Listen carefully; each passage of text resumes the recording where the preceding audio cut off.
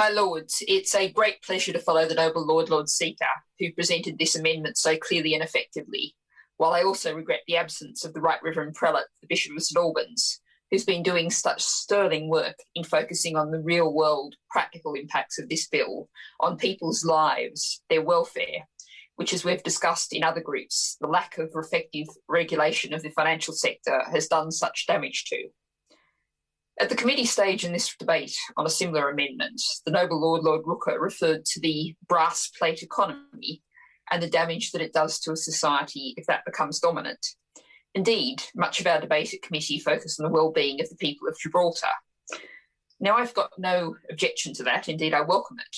Of course, I wish them well in their difficult post-Brexit position, which they will put in despite 96% voting to remain in the EU in 2016.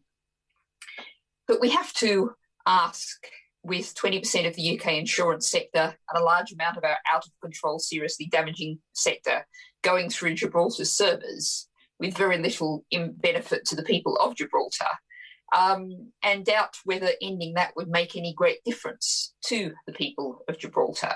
And as the noble Lord Seeker, who is, of course, one of your Lordship's House experts in this area, has just outlined, very little of this money is actually likely to be seen in Gibraltar in any meaningful sense.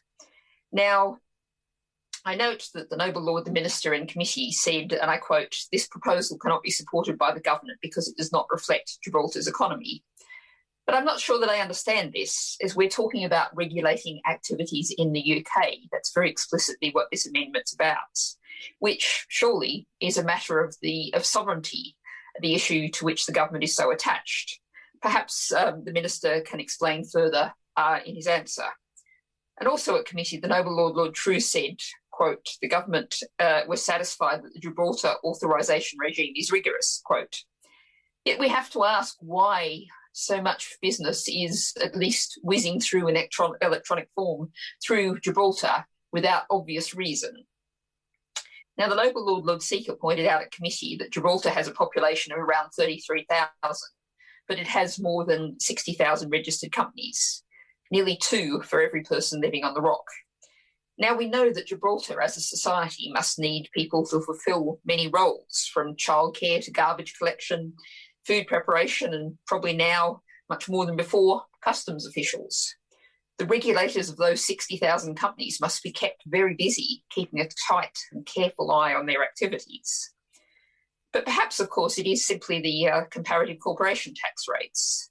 As the Right Reverend Prelate Bishop was intending to say, our corporation tax is 19%, whereas Gibraltar's is 10%. But of course, the government promises that our corporation tax rates will rise, become somewhat closer to international norms, if not just yet. So the disparity and the potential attraction is only like to increase. I referred in committee to the Tax Justice Network estimate that the Gibraltarian arrangements inflict costs of $4 billion on other nations, the largest majority of that likely to be in the UK. That figure could grow significantly with tax rises. So I would argue that the case for this amendment has become even stronger. And I remain, with many others, doubtful of the level of scrutiny, transparency. But ultimately, my lords, this is an amendment about activities in the UK, not about Gibraltar at all. It's about transparency, honesty, and ensuring that profits actually made in the UK are properly taxed in the UK. Thank you, my lords.